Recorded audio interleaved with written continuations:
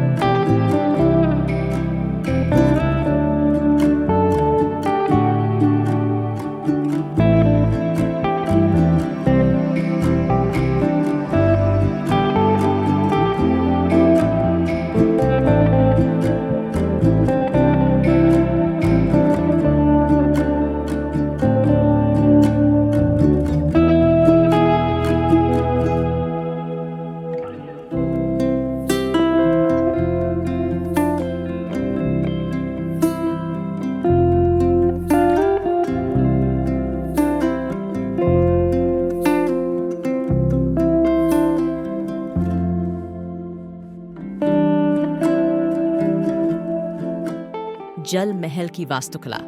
जल महल का निर्माण मानसागर झील के ठीक मध्य में किया गया था। यह स्थान 5 मंजिला है, लेकिन आज केवल एक ही मंजिल दिखाई देती है, अन्य 4 पानी में डूबी हुई हैं।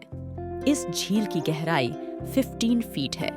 यह लाल बलुआ पत्थर का महल राजपूत और मुगल स्थापत्य शैली के मिश्रण को दर्शाता है और उस समय का प्रतीक है जब ये दोनों शासनकाल भारत में मौजूद थे। जल महल के चारों कोने 4 अष्टकोणीय गुंबदों या छतरियों से सुशोभित हैं और बंगाली शैली में एक बड़ा आयताकार गुंबद इसके केंद्र में छत की शोभा बढ़ाता है। जिन लोगों ने इसकी सुंदरता को देखा है वे छत पर मेहराबदार मार्गों के बारे में बात करते हैं, लेकिन अब यह केवल कहानियों में ही सुना जाने वाला तथ्य है।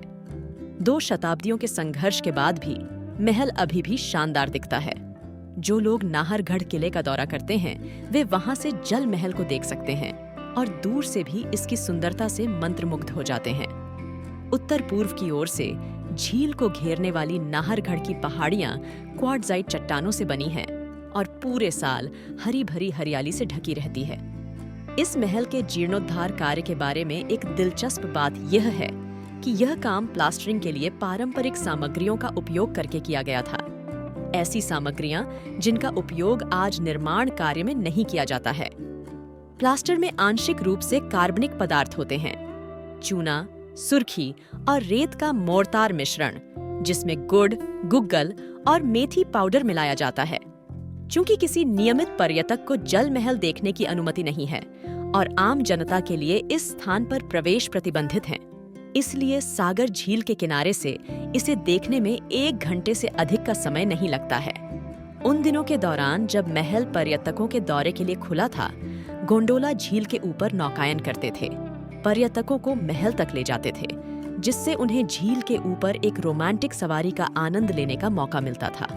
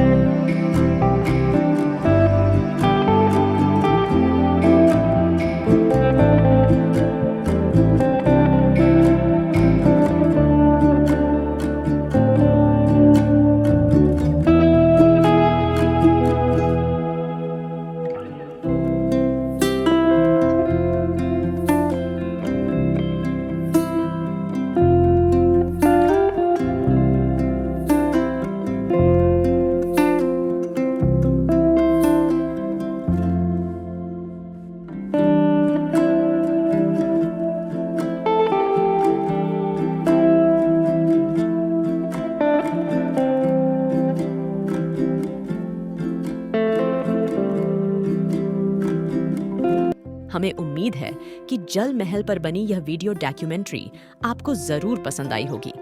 ऐसे ही और वीडियोस देखने के लिए बने रहिए हमारे साथ और चैनल को लाइक, शेयर, सब्सक्राइब करना ना भूलें। धन्यवाद।